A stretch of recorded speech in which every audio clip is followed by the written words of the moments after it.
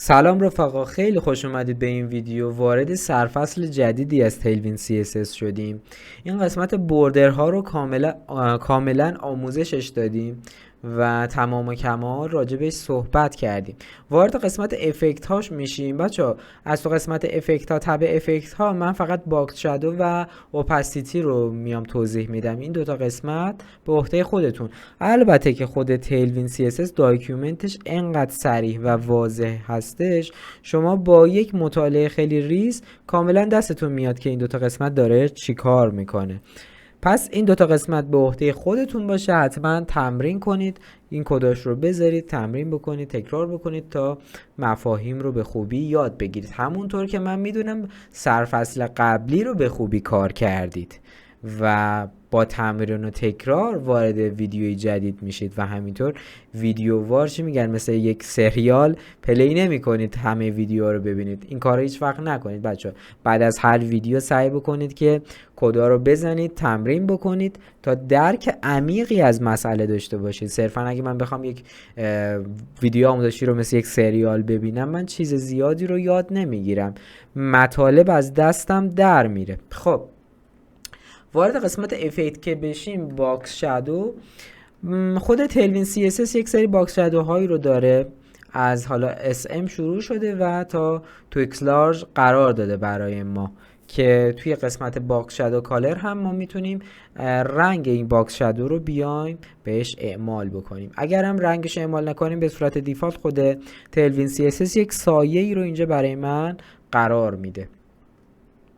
و شادوی اینر داریم که اون شادو رو از داخل به اون المان من به قول معروف اعمال میکنه و اینجا میگه که removing the shadow. اگه شادو رو نان بذاریم که کلا اگه شادویی رو داشته باشه اون المنتمون کلا ازش میگیره. خب وارد پلیگراندمون بشیم بچه ها. توی قسمت پلیگراندمون من اومدم یک دیوی رو ساختم و فلکسش کردم و حالا پرید اومد فلکسش کردم اچ اسکرین آیتمز سنتر و جاستیفای سنتر دادم که مبحث فلکس و گرید رو توی جلسه خودش میپردازیم بهش بچه ها، نگران نباشید. و قراره که بعد از جلسات فلکس و گرید مینی پروژه بزنیم از این به بعد، چون که درک عمیق میخوایم بکنیم از مسائل. صرفا نمیخوایم بگیم که خب الان اینو حفظ شدم، این کلاس حفظ شدم دیگه تیلوین تموم شد. نه، ما میخوایم تمام این کلاسایی که یاد گرفتیم ببریمشون در قالب پروژه، ازشون استفاده کنیم، مینی پروژه بزنیم و در آخر هم بچه‌ها قول یک پروژه فوق العاده حرفه‌ای رو به شما بدم. یک پروژه فروشگاهی هستش که امیدوارم به قولم عمل کنم و انجامش بدیم با هم دیگه. خیلی هم عالی. پس توی این قسمت این سکشن رو من درست کردم و یک M6 بهش دادم، گرید، سیستم گرید استفاده کردم و توی هر ستون گفتم که 2 تا المنت قرار بگیره و گپ 10 بهش دادم که این فاصله رو از هر جهت با المنت های دیگه شون اون فاصله رو بگیره. و به هر کدوم از این دیو ها اومدم یک ویدث و هایت رو دادم و یک راندد دادم که یه دورشون گرد بشه و به هر کدومشون گفتم که بک‌گراندشون سفید بشه.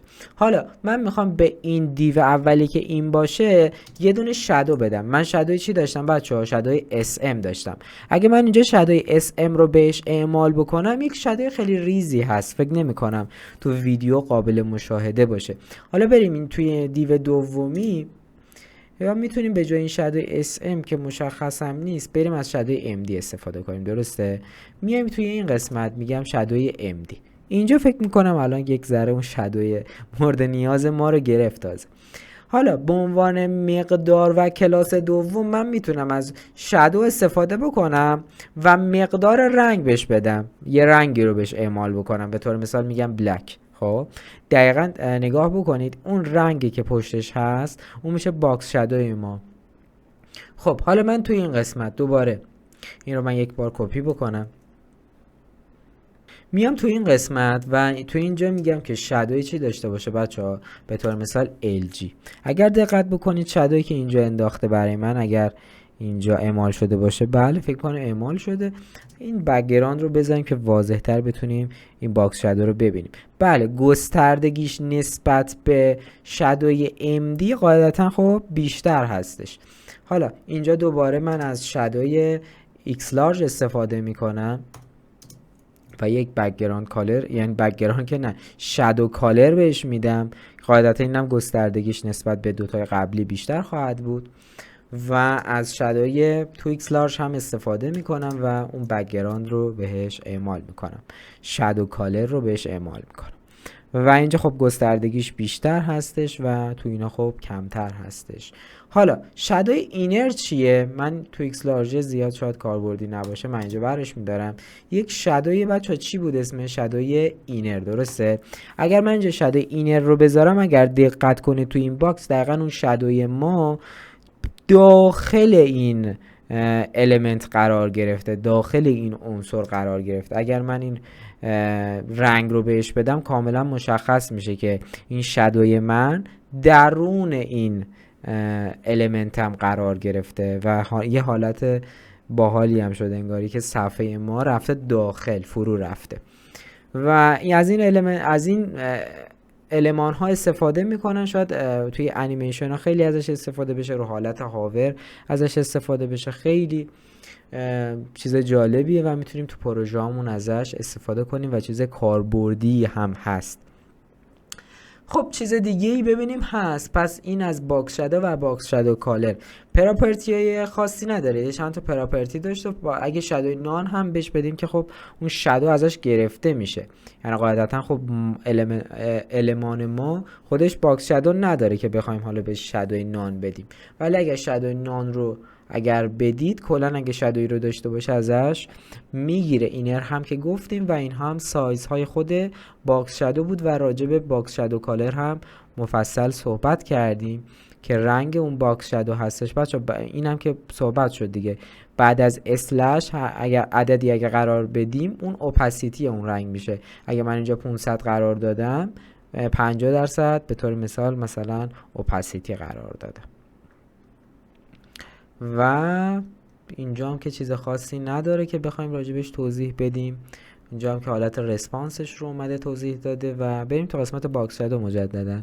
چیز خاصی نداره همچنان و اینجا هم که اینر نان و اینجا هم که رو حالت هاورش هستش که گفتیم روی سرفصل خودش میایم اینا رو توضیح میدیم. اینجا هم که راجع به بریک پوینت های صحبت کرده و راجع به کاستومایزینگش. بچه راجع به کاستومایزینگش هم شما میتونید وارد کانفیگ بشید و قسمت تم، قسمت اکستند، این باکس شادو رو به همین صورت بنویسید، آبجکتش رو باز بکنید و اینجا اسم دل بخواهتون رو بنویسید. به طور مثال اینجا نوشته 3x large و اون پراپرتی، اون به قول معروف ولیو، اون چیزی که میخواید رو اینجا قرار بدید. حالا یک باکس شادوی خودتونه که منحصر به فرد پروژه است، میتونید اینجا قرار بدید. خب اینم از این داستان ما و اینجا هم که به صورت آربیتری هستش که من میتونم توی براکت باز و بسته باکس شادوم رو به صورت آربیتری هم بنویسم که این کار اصلا پیشنهاد نمیشه. اینم از این بچه. امیدوارم که از این ویدیو لذت برده بوده باشید. میسپارمتون به خدا تا جلسه بعد. خدا یار و نگهدارتون باشه بچه. کامنت، لایک، نظر یادتون نره، سوالاتتون رو بپرسید، خیلی خوشحال میشم و حتما سر فرصت جواب میدم. خدا یار و نگهدارتون باشه.